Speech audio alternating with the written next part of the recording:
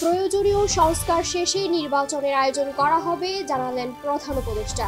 গায়ের জোরে নির্বাচনে যেতে বাধ্য করেছিল হাসিনা সরকার, দাবি জিএম কাদের। শেখ হাসিনা বিদেশে বসে দেশ অস্থিতিশীল অবস্থা সৃষ্টির ষড়যন্ত্র করছে মন্তব্য সালাহ উদ্দিনের।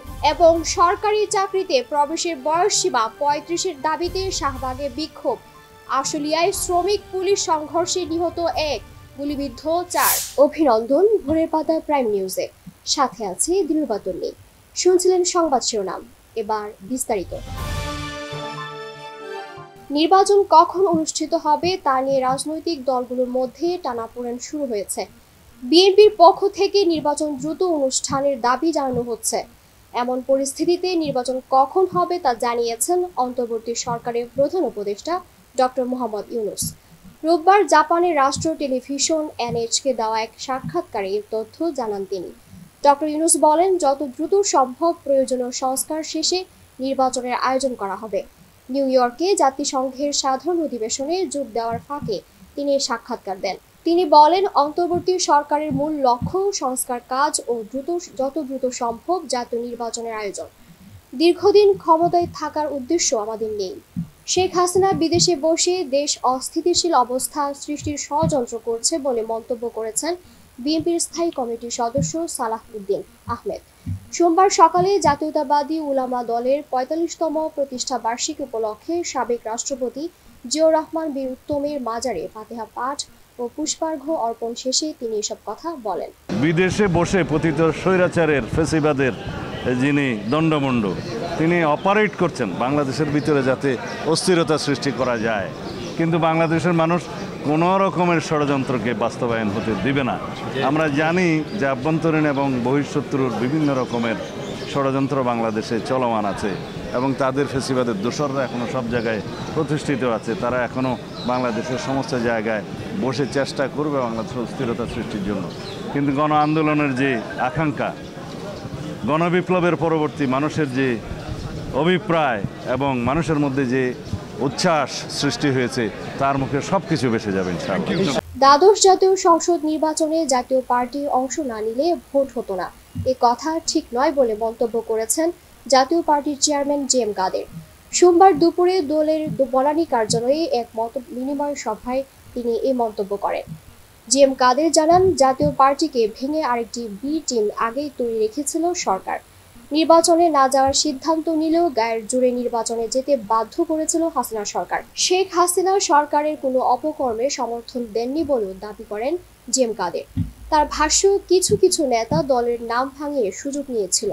আশুলিয়ায় পোশাক শ্রমিক বিক্ষোভের সময় শ্রমিক ও আইন শৃঙ্খলা বাহিনীর সদস্যদের মাঝে সংঘর্ষে ১ শ্রমিক নিহত এবং ৪ শ্রমিক গুলিবিদ্ধ হয়েছে। এছাড়া আরও অন্তত ৩০ জন আহত হয়েছেন। এ সময় বিক্ষুব্ধ শ্রমিকরা আইন শৃঙ্খলা বাহিনীর অন্তত ৫টি গাড়িতে ভাঙচুর চালায়। সোমবার দুপুর ১২টার দিকে টঙ্গী আশুলিয়া ইপিজেড সড়কের জিরাবো এলাকায় মন্ডল গ্রুপের সামনে এই ঘটনা ঘটে। নিহত ওই শ্রমিকের নাম কাউসার হোসেন খান। তার গ্রামের বাড়ি বরিশালের মেহেন্দিগঞ্জ উপজেলায়। বিস্তারিত ডেস্ক রিপোর্টে।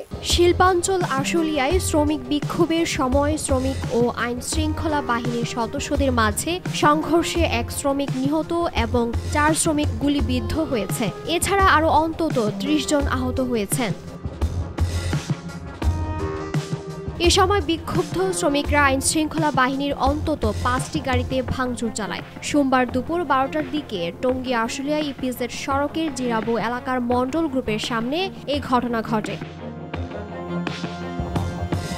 নিহত ওই শ্রমিকের নাম কাউসার হোসেন খান। তার গ্রামের বাড়ি বরিশালের মেহেন্দিগঞ্জ উপজেলায়। বিক্ষুব্ধ শ্রমিকরা জানান, আজ সকালে মন্ডল গ্রুপের শ্রমিকদের সঙ্গে মালিক পক্ষ ও আইন শৃঙ্খলা বাহিনীর আলোচনা সভা হয়। আলোচনায় সমঝোতা না হওয়ায় বিক্ষুব্ধ শ্রমিকরা কারখানার সামনে অবস্থান নিয়ে বিক্ষোভ করতে থাকলে আশপাশের অন্যান্য কারখানার শ্রমিকরাও তাদের সঙ্গে যোগ দেয়। এ সময় আইন শৃঙ্খলা বাহিনী ও শ্রমিকদের মধ্যে ধাওয়া পাল্টা ধাওয়ার সময় শ্রমিকরা র্যাব ও পুলিশের কয়েকটি গাড়িতে ভাঙচুর চালায়। পরে পরিস্থিতি নিয়ন্ত্রণে আনতে আইন শৃঙ্খলা বাহিনীর সদস্যরা লাঠিচার্জ করেন এবং এক পর্যায়ে পরিস্থিতি নিয়ন্ত্রণে পুলিশ গুলি চালায়। এছাড়া আইন শৃঙ্খলা বাহিনীর লাঠিচার্জে অন্তত ৩০ জন শ্রমিক আহত হয়েছেন। দিলুর বাতনি, ভোরের পাতা। সরকারি চাকরিতে প্রবেশের বয়সসীমা ৩৫ বছর করার দাবিতে ফের রাজধানীর শাহবাগে অবস্থান করে আন্দোলন শুরু করেছেন চাকরি প্রত্যাশীরা। আন্তর্জাতিক মানদণ্ড অনুযায়ী সরকারি চাকরিতে প্রবেশের বয়সসীমা ৩৫ বছর করার দাবি ছাড়াও শর্ত সাপেক্ষে বয়সসীমা উন্মুক্ত করারও দাবি তাদের। চাকরি প্রত্যাশীদের এই আন্দোলনে যোগ দিয়েছেন দেশের বিভিন্ন স্থান থেকে আসা শিক্ষা প্রতিষ্ঠানের শিক্ষার্থীরা ও পড়াশোনা সম্পন্ন করা বিভিন্ন বয়সী নারী পুরুষ। এমনকি তাদের দাবির সঙ্গে একাত্মতা প্রকাশ করেন নিরাপদ সড়ক আন্দোলনের প্রতিষ্ঠাতা ইলিয়াস কাঞ্চন। এদিকে চাকরিতে প্রবেশের বয়স বাড়ানোর বিষয়ে সুপারিশ দিতে সরকার কমিটি গঠন করেছে বলে জানিয়েছেন জনপ্রশাসন মন্ত্রণালয়ের সিনিয়র সচিব মোহাম্মদ মুখলিসুর রহমান। কমিটির প্রধান সাবেক তত্ত্বাবধায়ক সরকারের উপদেষ্টা আব্দুল মুহিত চৌধুরী। আগামী ৭ দিনের মধ্যে সুপারিশ সম্বলিত প্রতিবেদন দিতে বলা হয়েছে বলেও জানান সিনিয়র সচিব। মহানবী সাল্লাল্লাহু আলাইহি ওয়াসাল্লামকে কটূক্তি প্রতিবাদে ঢাকা বিশ্ববিদ্যালয়ের শিক্ষার্থীদের বিক্ষোভ মিছিল করে সাধারণ শিক্ষার্থীরা। মিছিলটি ঢাকা বিশ্ববিদ্যালয়ের রাজু ভাস্কর্য থেকে শুরু হয়ে ক্যাম্পাসের বিভিন্ন রাস্তা প্রদক্ষিণ করে এবং রাজু ভাস্কর্যে এসে সমাবেশ করে শিক্ষার্থীরা বলে, আমরা মহানবী সাল্লাল্লাহু আলাইহি ওয়াসাল্লাম এর কটূক্তি প্রতিবাদে তীব্র নিন্দা জানাই এবং কটূক্তিকারীদের দৃষ্টান্তমূলক শাস্তি চায়। এ সময় তারা বিভিন্ন স্লোগানে ঢাকা বিশ্ববিদ্যালয়ের রাজু ভাস্কর্যে অবস্থান করে। পতেঙ্গায় অপরিশোধিত তেলবাহী ট্যাংকার বিস্ফোরণের ঘটনায় 2 জনের মরদেহ উদ্ধার করা হয়েছে। সোমবার দুপুরে দুর্ঘটনা কবলিত বাংলার জ্যোতি ট্যাংকার জাহাজ থেকে তাদের মরদেহ উদ্ধার করা হয়। নিহতদের একজন জাহাজটির ডেক ক্যাডেট সৌরভ, অন্যজনের ছিন্ন বিচ্ছিন্ন মরদেহ শনাক্ত করা যায়নি। এই ঘটনায় আরেকজন নিখোঁজ রয়েছেন বলে জানা গেছে।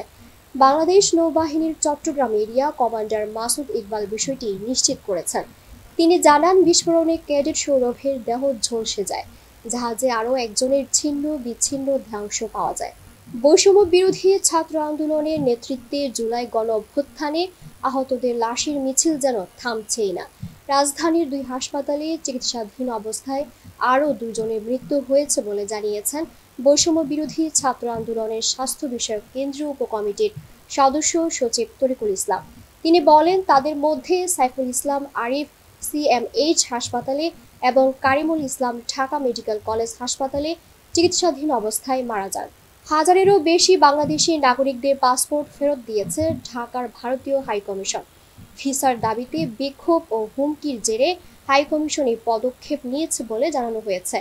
এদিকে আপৎকালীন ও চিকিৎসার প্রয়োজন ছাড়া আপাতত বাংলাদেশি নাগরিকদের ভিসা দেওয়া হবে না বলেও জানিয়েছে ভারত। সোমবার টাইমস অফ ইন্ডিয়ার প্রতিবেদন থেকে জানা গেছে, সর্বশেষ খবর অনুযায়ী 20,000-এরও বেশি বাংলাদেশি পাসপোর্ট ফেরত দেওয়া হয়েছে।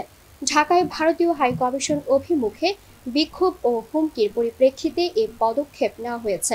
এবার আন্তর্জাতিক সংবাদ।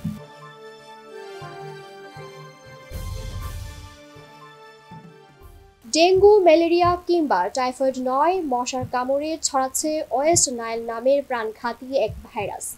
এরই মধ্যে ইসরায়েলের দক্ষিণ ও মধ্যাঞ্চলে আশঙ্কাজনক হারে বেড়েছে সংক্রমণ। বিস্তারিত ডেস্ক রিপোর্টে।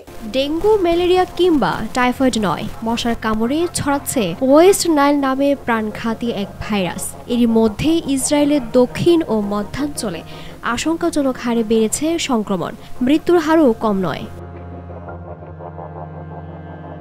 স্থানীয় গণমাধ্যমগুলো বলছে, এই রোগে আক্রান্ত হয়ে মৃতের হার 7%। চলতি বছর ওয়েস্ট নাইল ভাইরাসে আক্রান্ত হয়েছে প্রায় 1000 ইসরায়েলি, প্রাণ গেছে 71 জনের। চিকিৎসকরা বলছেন, আক্রান্ত হলেও খুব সহজে হয় না রোগটির নির্ণয়, কারণ আক্রান্তদের 80% শরীরেই দেখা দেয় না কোনো ধরনের উপসর্গ।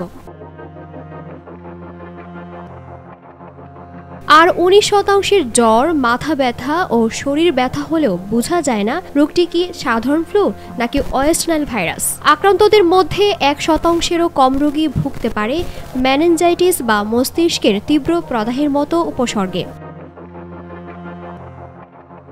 বিশেষজ্ঞরা বলছে, চলমান যুদ্ধ পরিস্থিতিতে স্বাস্থ্য খাতে যথাযথ নজর না দেওয়ায় বেড়েছে এই ভাইরাসের প্রকোপ।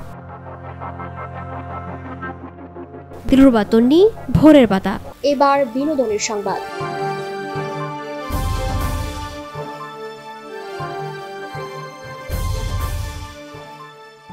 ঐক্যের জোরে দেশকে ফ্যাসিস্টদের কবল থেকে বাঁচানো সম্ভব হয়েছিল।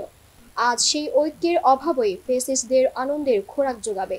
দেশের বর্তমান পরিস্থিতি নিয়ে সামাজিক যোগাযোগ মাধ্যমে পরপর এমনই দুইটি স্ট্যাটাস দিয়েছেন নির্মাতা মুস্তাফা সরওয়ার ফারুকী। বিস্তারিত ডেস্ক রিপোর্টে। যে ঐক্যের জোরে দেশকে ফ্যাসিস্টদের কবল থেকে বাঁচানো সম্ভব হয়েছিল, আজ সেই ঐক্যের অভাবেই ফ্যাসিস্টদের আনন্দের খোরাক যোগাবে। দেশের বর্তমান পরিস্থিতি নিয়ে সামাজিক যোগাযোগ মাধ্যমে পরপর এমনই দুটি স্ট্যাটাস দিয়েছেন নির্মাতা মুস্তাফা সরওয়ার ফারুকী। শনিবার মধ্যরাতে ফেসবুকে একটি গিটারের কথা শিরোনামে দেওয়া স্ট্যাটাসে ফারুকী লেখেন, ফ্যাসিস্ট জানে আপনাদের ঐক্যই তাদের দেশ ছাড়া করেছে। এখন আপনাদের অনৈক্য তাদের ফেরার রাস্তা যদিও বা নাও করে, অ্যাটলিস্ট আপনাদের ঝগড়াঝাটি তাদের শান্তি দিবে। আপনারা যত বিরোধে জড়াবেন তারা তত আনন্দে গিটার বাজাবে। এখন সিদ্ধান্ত আপনাদের। আপনারা পরস্পর বিরোধী মত নিয়েও শ্রদ্ধার সাথে সহাবস্থান করবেন নাকি উনাকে গিটার বাজাতে দিবেন। এরপর আরেকটি স্ট্যাটাসে এই নির্মাতা লেখেন, বিপ্লব হ্যাজ টু ম্যানি ফাদার্স নাও। সবাই মনে করেছে এই বিপ্লব তার, সুতরাং দেশটি উনি বা উনারা যেভাবে চাচ্ছে সেভাবেই গুছাতে হবে, চলতে হবে, যেটা ফ্যাসিস্ট সরকারও মনে করত। এই আন্দোলনে জনগণ কোনো দলের বা বিশেষ মতাদর্শ নিয়ে যোগ দেয়নি, সে কথা উল্লেখ করে তিনি লেখেন, প্রিয় ভাই ও বোনেরা, 5 আগস্ট কোনো বিশেষ মতাদর্শের পক্ষে কোনো ম্যান্ডেট প্রদান করে নাই জনগণ। এটা পরিষ্কার মাথায় রাখা ভালো। 5 আগস্ট জনগণ হাসিনার দুঃশাসন থেকে মুক্তির রায় দিয়েছে। এখন দেশ কিভাবে চলবে এই রায়ও জনগণ দিবেন বলে তিনি লেখেন, এখন যার যা এজেন্ডা আছে, কি ধরনের সরকার বানাতে চান, দেশটাকে কি রকম করতে চান, এগুলো নিয়ে জনগণের কাছে যান। জনগণ ভোটে নির্ধারণ করবে কাদেরটার পক্ষে আছে তারা। এবার খেলাধুলার সংবাদ। 24.2 ওভারে 200 পার। টেস্ট ক্রিকেটে নতুন ইতিহাস গড়ল ভারত। কানপুর টেস্টে বাংলাদেশি বোলারদের তুলোধুনো করে দ্রুততম 50, 100, 150 রানের পর 200 রানেরও বিশ্ব রেকর্ড গড়েছে রোহিত শর্মার দল। এর আগে দ্রুততম দলীয় 200 রানের বিশ্ব রেকর্ডটি ছিল অস্ট্রেলিয়ার দখলে। 2017 সালে পাকিস্তানের বিপক্ষে সিডনিতে 28.1 ওভারে 200 পার করেছিল তারা। এদিকে একের পর এক বিশ্ব রেকর্ড গড়া ভারত এরই মধ্যে লিড নিয়েছে। সংবাদ শেষ করার আগে শিরোনামগুলো আরেকবার। প্রয়োজনীয় সংস্কার শেষে নির্বাচনের আয়োজন করা হবে জানালেন প্রধান উপদেষ্টা। গায়ের জোরে নির্বাচনে যেতে বাধ্য করেছিল হাসিনা সরকার, দাবি জিএম কাদের। শেখ হাসিনা বিদেশে বসে দেশ অস্থিতিশীল অবস্থা সৃষ্টির ষড়যন্ত্র করছে মন্তব্য সালাহ উদ্দিনের। এবং সরকারি চাকরিতে প্রবেশের বয়সসীমা 35-এর দাবিতে শাহবাগে বিক্ষোভ। আশুলিয়ায় শ্রমিক পুলিশ সংঘর্ষে নিহত 1, গুলিবিদ্ধ 4। এই ছিল আজকের ভোরের পাতা প্রাইম নিউজ। সারা দেশের সর্বশেষ আপডেট পেতে চোখ রাখুন ভোরের পাতায়। ধন্যবাদ।